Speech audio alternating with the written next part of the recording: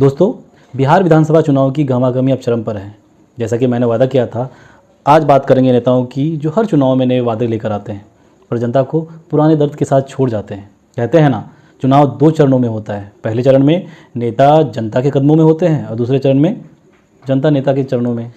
पहले चरण में नेता आते हैं, घर घर जाकर हाथ जोड़ते हैं, बच्चों को गोद में ले लेते हैं, आपके साथ बैठ के खेत में खाना खा लेते हैं और कहते हैं इस बार हमें मौका दीजिए, बिहार बदल जाएगा। पर जैसे ही नतीजे आते हैं, सारे वादे, सारे सपने ठंडे बस्ते में चले जाते हैं।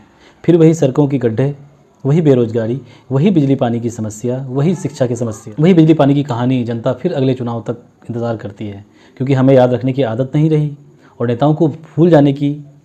नेता कहते हैं हर गांव में स्कूल खोलेंगे, लेकिन खुद के बच्चों को भेजते हैं इंग्लैंड पढ़ने। कहते हैं रोजगार देंगे, पर खुद के रिश्तेदारों को दे देते हैं ठेका। कहते हैं युवा ताकत है, पर जब टिकट देने की बारी आती है, मौका देने की बारी आती है, तो अपने बुजुर्ग वफादारों को दे देते हैं। वादों की फहरिस्त बहुत लंबी है, पर जवाबदेही की लिस्ट हमेशा खाली रहती है। चुनाव में असली मुद्दा क्या है, ये अब नेता तय करता है, जनता नहीं, क्योंकि हम सवाल पूछना भूल गए हैं। हर बार वही चेहरे, वही वादे, और हम हर बार नई उम्मीद लेकर फिर फंस जाते हैं। इसलिए याद रखिए, वादों के मौसम में सच्चाई हमेशा सूखे में रहती है।